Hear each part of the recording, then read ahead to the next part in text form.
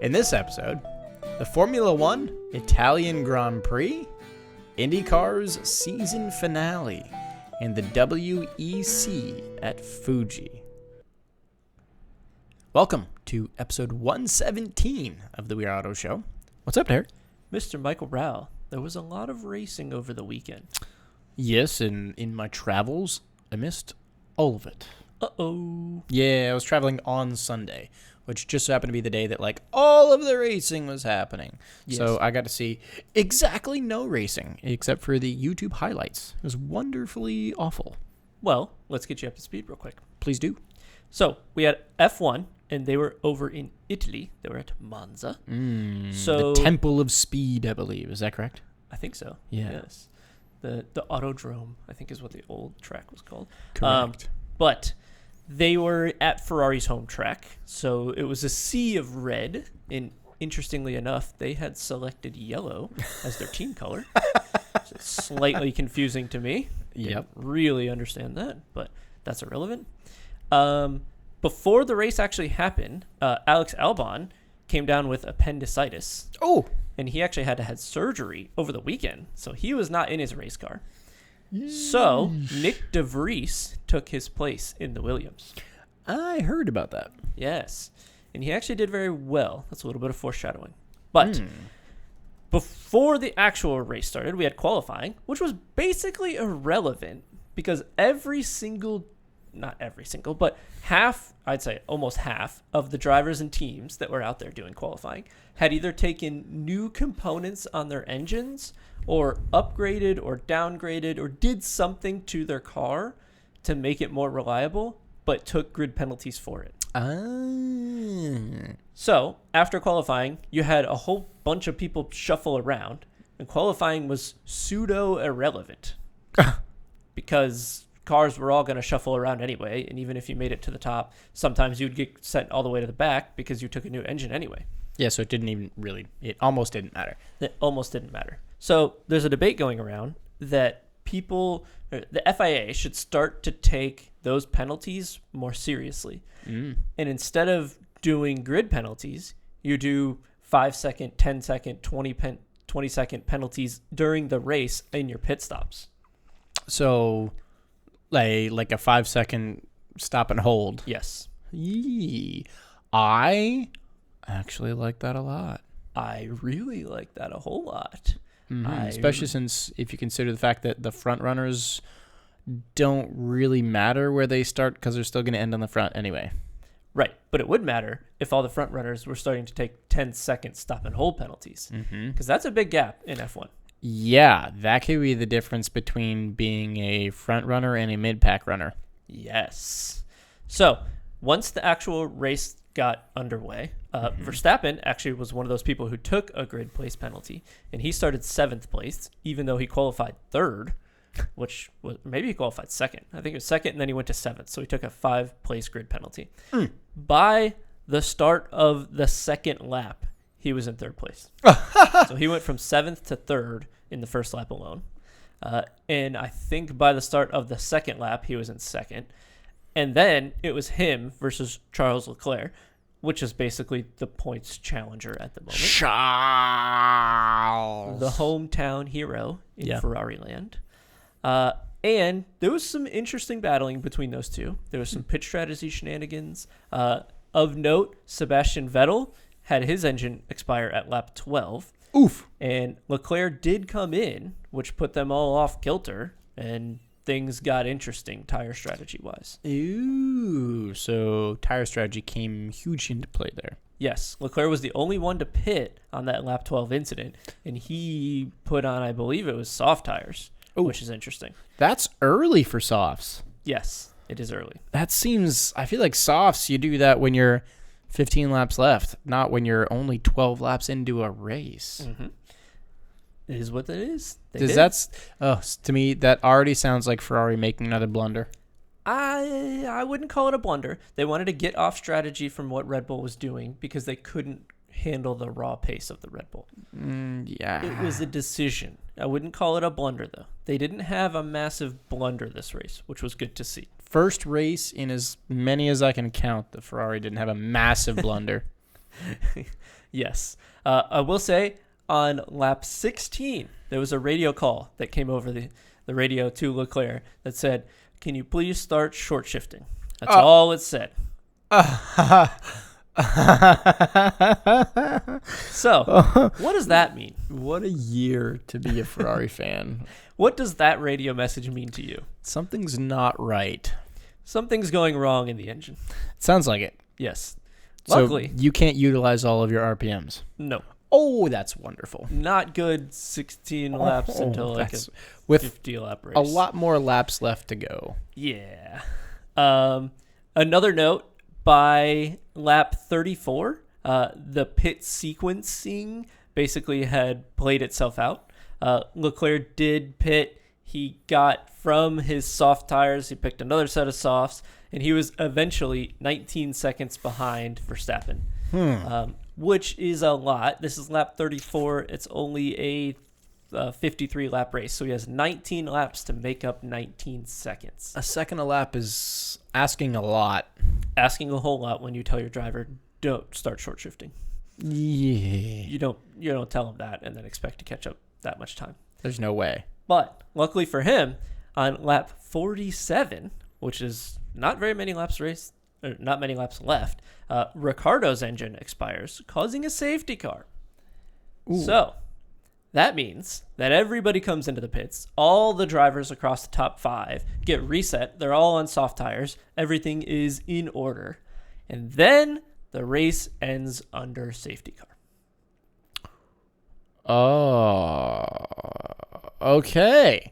Yeah. You don't really want to see a race under safety car, but I guess that means if you didn't go in for softs, then you took advantage of that, didn't you? Indeed. But all of the cars that were vying for points did come in pit. All of them? I believe so. Did Verstappen pit? Yes, he actually did pit. Did he? Yes. He was one that also came in, which is kind of interesting. Interesting. So that means it was Verstappen, then Leclerc, and that's how it ended. Should that have gone red flag? The debate is, it was lap 47 when Ricciardo's engine expired. He pulled off to the side of the track at a reasonable point where some safety marshals could get to him. It was okay. It wasn't great. He wasn't ready to run off. The marshals got to his car around lap 48. They rolled it back and forth. They found it was still in gear, so they needed to get a tractor out there to go pick it up and pull it off the track. And that sequence of events to get the tractor out, to get the marshals to figure out they actually had to get the tractor, took long enough that they didn't actually red flag the race, and the race ended under yellow. So I think race control thought that they could have gotten that car off the circuit, but unfortunately, it was stuck in gear. So if it was left in neutral, they could have just pushed it off and been done. They should have been able to push it off into a safe point and get the race restarted. And then go back green. But because it was stuck in gear, they couldn't push it off the track. They had to wait for... Yes. Which is unfortunate. So people are starting to ask the question, should F1 be allowed to finish under yellow? Imagine you are part of the Tifosi, which is the group that hangs out around Monza, all the Italians that are loving Ferrari so much, and you paid $100, $200, $300 for tickets. You know they're like $1,000, right? They're dumb money. Yes. Yes, you paid a lot of money to go watch what was about to be an absolute battle between the last two cars, the Verstappen and Leclerc, and instead you got to watch them end under a safety car and your favorite driver not win. Is it reminiscent of the last race of the last season? A little bit. A little bit. I think they should have gone red. I'm pretty sure in hindsight they would have. But in the moment. They did not expect Ricciardo's car to take so long. But you can't go in like that. Yeah. You have to say, if it's X number of laps remaining and we want to entertain the fans with 3 or more laps remaining, between 10 and 3 laps, you need to throw a red flag. Yeah. To have a finish. But instead we got a safety car finish. Now, there are also people debating, why don't they do the NASCAR way of doing things? Mm-hmm. It's not a very F1 thing to do the NASCAR way. But do you know what NASCAR does? Do tell. They do what's called a green, white, checkered. Have you ever heard of that? I've heard of it. So if a caution comes out with under, I think it's like 3 laps remaining or something like that, essentially the lap counter doesn't matter anymore. And when they go green under that caution, it is now 2 laps remaining in the race. So you take your green flag, you come around, you take the white flag, you come around, and you do the checkered. If another caution comes out in that first green lap, we reset it again. And we go green, white, checkered again. You just keep going until you keep going. If it's white flag and a caution comes out, that's the end of the race. It would be entertaining. It would be. I don't think it would work for F1, and I don't think it would work because of fuel. Yeah. They're running such high tolerances and so low on fuel. Right. That they could just be setting themselves up to run out of gas. Mm-hmm. But from an entertainment perspective, you got to wonder. It would be jolly exciting. A green, white checker in F1 would be amazing. Mm-hmm. It'd be hilarious. Yes. Great to watch. I think that they should just implement a rule that if a caution comes out within 5 laps remaining, automatic red flag. I agree. I think it should be, if a caution comes out with, I think 2 would be the limit. If it's under 2, that's the end of the race. Yeah. But if it's prior to 2 laps remaining in the race and it's between 10 and 2, yeah, you throw the red flag. Red flag, call it a day, reset, come back, everything. start again. Because they had to do a whole shuffle of the field. They had to get the actual leader of the race but actually up to the safety car. They had to get the cars in the middle, relapped around, the wave around.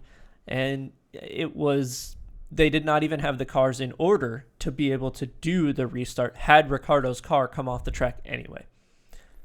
Yeah, so true. It felt to me like that race was dead in the water right when that safety car came out, which was unfortunate. Very. Yes. So let's talk about the results then, shall we? All right. So first place, I did pull up some results here. It looks like Max Verstappen did take the win. It seems like he is just running away with the season at this point. The Max Verstappen show is what that is. Yeah. Then followed by Charles Leclerc, which is good that he didn't die. He did not die, and he had a reasonable finish. It was likely that it was going to be a very good battle between him and Verstappen had they actually gone back green. Yep. Followed by George Russell in 3rd place, followed by Carlos Sainz in 4th, followed by Lewis Hamilton in 5th. And you said, who was it that stepped into Williams? Nick DeVries? Nick DeVries. Who did he take the spot of? Albon? Albon? It would have been Albon. Was it Albon? Or was it... Who else races for Williams? Is it Albon? Yeah. I think it is. You're right. So that means I'm looking at the standings here. Nick DeVries got points? He did. He finished in 9th, I believe. On his first outing? On his first outing. Damn, son. Now, I will say he is a fairly accomplished driver. He has been racing in Formula 2 for a while. I don't know if he's won a championship. He might have. And he's also been racing in Formula E, your favorite series. Yeah. And he is very good in Formula E as well. So he's a top-notch race car driver. But to get an F1 seat it's a difference. It's a monumental affair. Right. So that made me curious because you know who his teammate is at that race? Who? Nicholas Latifi. Latifi. Goat Tifi. Did he finish in the points? No. As a matter of fact, Latifi has never finished in the points. Really? So that made me curious. Oh, that's not a good look at all. So this makes me very curious. Latifi's been racing with Williams for a while. Right? Yes. So there's a 20 driver lineup on the grid, correct? Right. 20 drivers, right? In F1, yes. So Latifi is ranked 21st out of 20th. Yes. In the point standings. He's a full-time driver, and he is not even in the top 20 of a 20 car field. No. You have a 20 car field, and you are 21st. You're not even in the top 20 of a field that's only 20. No. Oh my God, that's Latifi's so bad. He's not a great F1 driver. That's He's probably good in other bad. stuff. But yeah, his dad has a lot of money. I'm literally looking at it right now. Latifi, who's been racing with Williams, is 21st out of a lineup of 20 drivers. Yes. It's not uncommon to have that happen. Yes, but oh my God, that's so bad. He has 0. Uh-huh. Goose egg. Uh-huh. I know that last year when, I think, who was it? Hamilton had his COVID shenanigans. I can't remember who came in. Was it the current? It was Russell. Yeah, Russell came in, and I think he got points that day. Mm-hmm. So if someone hadn't finished in the points all season last season, then yes, Russell would have passed them too. So when a driver gets sick, it's almost kind of common for another better driver to come in and do better than them, which is weird to think. It's just kind of funny. But Latifi didn't get sick. No, Latifi's just not a good F1 driver. No, he's not.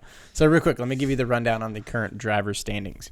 Max Verstappen is comfortably in the lead with 335 points, followed by Charles Leclerc with a Ferrari in 219 points. So 120-ish, 115 point spread. It's not very close at the top. Then you've got Sergio Perez in the other Red Bull with 210, nipping at the heels of Leclerc, followed by George Russell in the Mercedes at 203. So that's a pretty close race for second, third, fourth there. Mm-hmm. You got 219, 210, 203. Yep. Then you've got Carlos Sainz in the other Ferrari with 187. And then a million miles back, you have Lewis Hamilton in the other Mercedes with 168 points. Huh. I think it's safe to say he's not winning a championship this year. Mathematically, he's already out. Yeah, he's done. Yep. There's no way for Hamilton to possibly win this year. No. Interesting. Yes. Interesting. Yes. So, you want to move on to some other racing that happened over the weekend? Yeah, what else you got? There was the championship finale of the Indycar. Here we go. So, Indycar starts their season off over here, actually, at the St. Pete Grand Prix in Florida, near us. And then they ended it off this year over at Laguna Seca in California. Cool track. Love that track. Mathematically, there were 5 drivers that could have won the championship in this race. That's a close race. Some closer than others. Others needed, like, the 5th driver needed everyone to crash out, and he had to take the win. Like, it was one of those scenarios. But mathematically, 5 drivers were still in it, which is cool. Usually it's down to, like, 2. Yeah. Yeah. So, cool to see that. We did have, I believe, that Alex Palou took the win, which is interesting considering the contract shenanigans that he's in. And the race itself really lent well for Mr. Will Power. And he is the one that where did he end up finishing in the race? 3rd. Will Power took 3rd in the race. It was him and Newgarden that were battling it out to see who was going to win the championship. And I think that Newgarden needed Power to finish way down the rankings. Power was many points ahead. So Joseph Newgarden placed 2nd in the race, but Will Power placed 3rd. I believe Newgarden obviously got more points in the race than Will Power did, but Will Power needed to have finished like 7th or 8th or something like that. Somewhere down the list. Yeah. Inevitably, Will Power did take home, I think it was his 3rd IndyCar championship. Congrats to him. Well done, Will. Yes. Super cool. Will seems like a genuinely good guy as well. Yeah, he doesn't seem like he's mixed up in too much shit. No. Alex Palou, though, taking a win here, debatably, starts to change the contract negotiations with Mr. Chip Ganassi. Uh-huh. Yes. And there are rumors around the paddock that due to him winning this race, he might not be benched next season. Which is interesting. Yeah, that's just... The whole thing is just hilarious. Silly season, right? Yes. I mean, he's a good driver. He just won the final IndyCar race of the season, and he won it in good fashion. He was ahead. And the plan going into this race was for Chip Ganassi to say, ride the pine, bud. That was what they were thinking. But if he's going to race like that, if he has a potential to win an IndyCar championship, why would you tell a driver to ride the pine? So here's the question. Do they possibly have him start racing right off the gate, and then if he doesn't do so well, have him then sit the bench? Like, do you get 5 races in and realize Palou's not doing jack shit? Now you can sit back? Or do they just let him race? Or do they just start the whole season next year and just go, okay, you're useless to us. You are dead to me. I don't know. I honestly have no idea what they're going to do.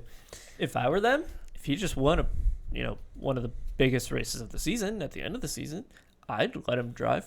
Hell yeah, I'd let him drive. But I don't know.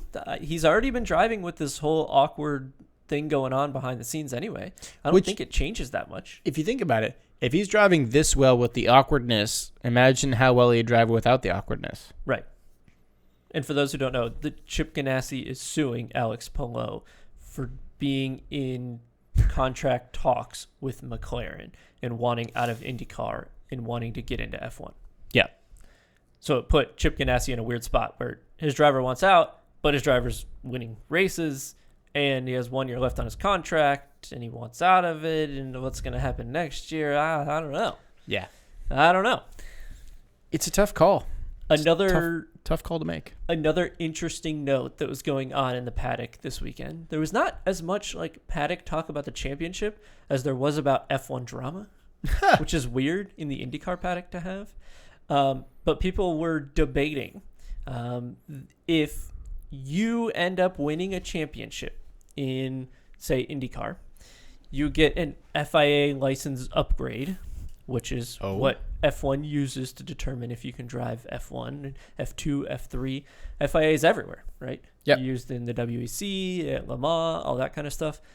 But their licensing system says that an IndyCar champion is equivalent to an F3 champion. That's it?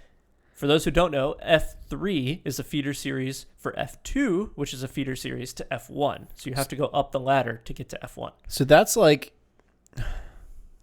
the minor league's minor league. Yes. That's like high school hockey, then going to college hockey, then going to the pros sort of thing. It would be college baseball. Yeah. Right? College baseball to the farm team. Yeah, the farm team, the minor leagues, and then you go to the big leagues. Yeah. Right. Like, that seems really shitty. It's bad. That's really shitty. I don't like that. No. Because IndyCar, you've got some absolute studs driving in IndyCar. Oh, yeah. How are they? Every one of these drivers. You tell me that half the field in IndyCar isn't a better driver than Nicholas Latifi? You've seen, certainly. I mean, Latifi. If Latifi can drive F1, then Alex Palou, Will Power, Colton Herta, every single one of them can drive F1. Grosjean. Yes. Everyone. There's another F1 driver. I can't even remember his name that was in the field. But point made. Marcus Ericsson was the other one. Ericsson was. And he was battling for, I think, the top 10. Somewhere around there. With Grosjean as well, which is cool to see. But they can't compete with the top of the top at Indy, it just lends the question, why is it F3? Why can't you be the top notch in Indy and then be transferred over to F1 without much trouble? It should be pretty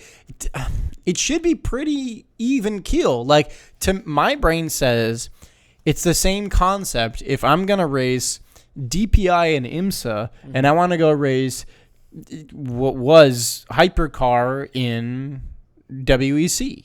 Right. Like, to me, it's just the US F1, essentially. This is. That's what I'm saying. Yes. It should be equivalent in terms of the licensing.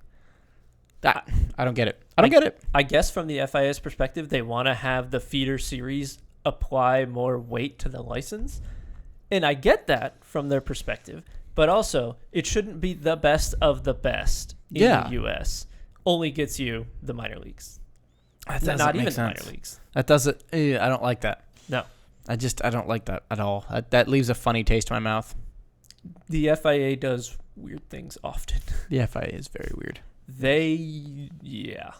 We won't go down that path. Overall, good race. Will Power takes the championship. Alex Palou wins the race. We'll see what happens. This is going to be a silly off season. It is going to be a very silly offseason. Yes. But shall we move on to another FIA-sanctioned event? Sure. There was the 6 hours of Fuji in the World Endurance Championship that happened this past weekend. Ooh. I actually did not see any of this. I didn't see anybody either. Dang. I wish I did because I like Fuji as a track. It's a pretty cool track. Glad to know that the WEC is back after a little bit of a break. Yes.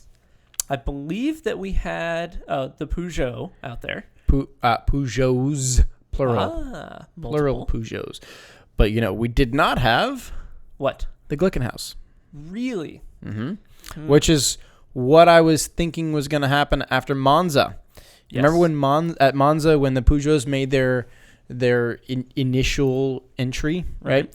And the Glickenhaus died halfway through the race after they had a stunning performance. Yes. The worry was that was going to kill Glickenhaus, and it looks like it did. Like kill like they're done. Possibly. Man. It's a small team. It's a very small team. I mean, Glickenhaus is the whole reason that I love Glickenhaus is because it's like the kid that should be. I mean, they're good, so they're going into like the AAA baseball with like 14-year-old used Converse shoes and no cleats and no glove. Like, they're doing everything on a shoestring budget. Yes. They don't have the backing of a huge manufacturer like, say, Toyota. No. Right? That's why I loved Glickenhaus. When we were at Sebring, I did notice that in the paddock. There were not many. It was a relatively small team with a pretty small budget, but they were making it work, and they were giving it all they had. That's why I loved Glickenhaus. Yeah. He was just a bunch of guys that just said, let's give them hell. Mm-hmm. But I fear there's not much to Glickenhaus left. It seems about right, especially with the whole IMSA debacle that they can't get into because of not enough manufacturing of their vehicles, homologations, yada, yada. Yeah. Hopefully they'll be back. Hopefully. Fingers crossed. Do you have some results? I do. Take a guess. Who do you think won? Toyota. Yeah. Okay. Who do you think took second place? Toyota. Yeah. Dang it. Toyota 1-2. Followed by an Alpine. Followed by A Peugeot. a Peugeot. Two Peugeots? A Peugeot and then not a Corvette, an Orica, an LMP2. The second Peugeot finished down the running in Oh boy. would have been the 20th place. Yeah, 15 laps down. Okay. As a matter of fact, the Alpine was 2 laps behind the second place Toyota.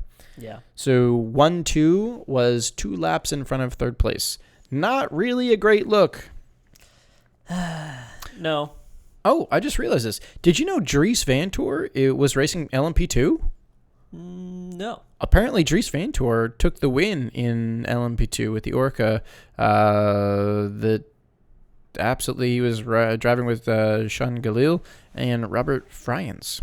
Wasn't he a Porsche factory guy? Audi. His brother, That's Lawrence, right. That's right. is That's the Porsche factory driver. Going on to the GTEs, it was a Ferrari 1-2 in GTE Pro.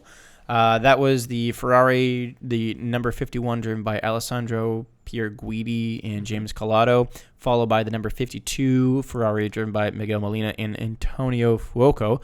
Then we have a Porsche, the number 92, driven by Michael Christensen and Kevin Estra. Going down to LMGTE Am, we have the Seaman car taking the win, the Aston Martin Vantage, driven by Ben Keating, Enrique Chavez, and Marco Sorensen, followed by a Ferrari taking second, and then also another Aston. And actually, that Ferrari was, I believe, the Iron Dames. That was the all-girl squad. Yes. That was Rahel Frey, Michelle Gadding, and Sarah Bovey. That's awesome. Yeah, good for them. So those are the results of the Fuji 6 hours. Quick note, the next race is the final race of the calendar, which will be the 8 hours of Bahrain.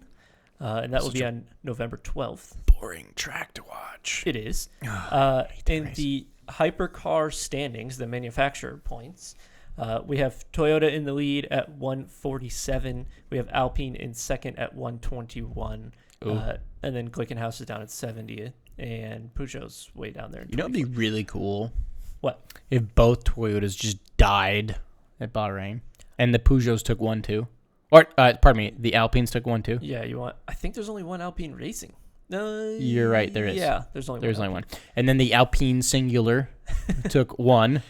I still don't know if that's enough. I think it would be enough to be able to take the championship. It would be really close. Yes. They would need them to die. We're rooting for the Toyotas to go plan E for Explode.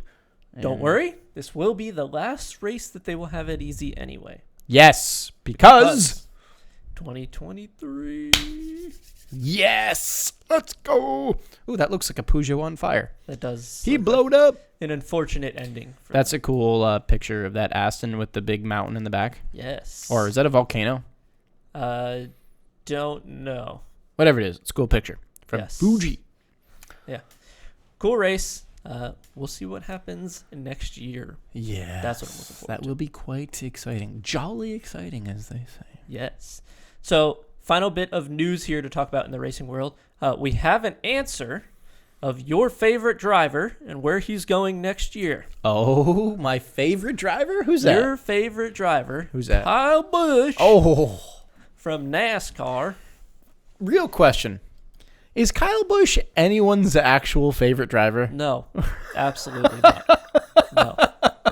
I tell you what, if you're watching on YouTube, drop a comment on the video. Let us know right now. Is Kyle Busch your favorite driver? I'd be curious if there's more than 2 in the whole U.S. No. So he is leaving Joe Gibbs Racing, and he has been very vocal about trying to leave Joe Gibbs Racing this season. Kyle Busch has been vocal about everything. He is. He's a pain in the butt. Anyway.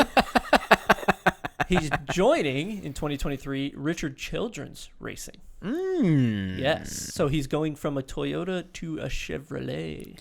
So he's going from the Toyota of Joe Gibbs to the Chevrolet of Richard Childress. Mm-hmm. I don't think it's a bad move for Richard Childress to pick them up. I can't remember the car that he was replacing, but I think it's smart of them to pick him up. I am curious what Joe Gibbs is going to do. And also, there's some shenanigans that aren't quite sorted out as to what's going to happen in the Truck Series, because Kyle Busch wants his son to drive the Truck Series next year, and he wants to be the owner of the team.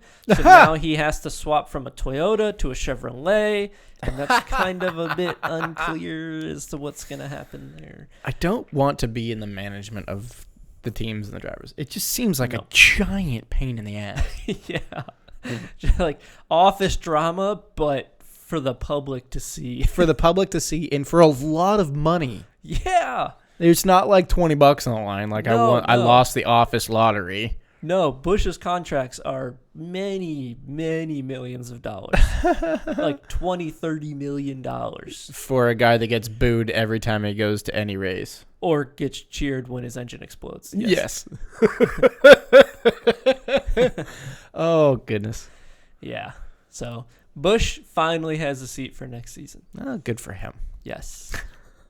So, real quick, upcoming races. There is not a lot of racing happening this weekend. No? There's really only 2 real major races we can talk about this coming weekend, and that's going to be NASCAR at Bristol. Oh, okay. It's a night race, I believe. And then GT World Challenge Europe is at Circuit Ricardo Tormo, which, I don't know, Spain, I think? It might be. I think Spain or Portugal, something like that. There's no F1 until 10-2. There's no IMSA until 10-1 because that's the last race season. That's Petit. There's just not a lot of racing happening this weekend. No, not this weekend, but of note, September 23rd through the 25th is going to be GT North America. Yes. GT, and they will be at Sebring. Yes, they will.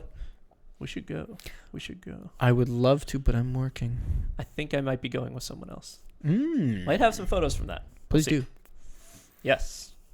So I'm looking forward to watching actually Bristol NASCAR. That might be kind of entertaining. That might be entertaining. Yes. All right. So that's all I got for episode 117. You got anything else? I do not.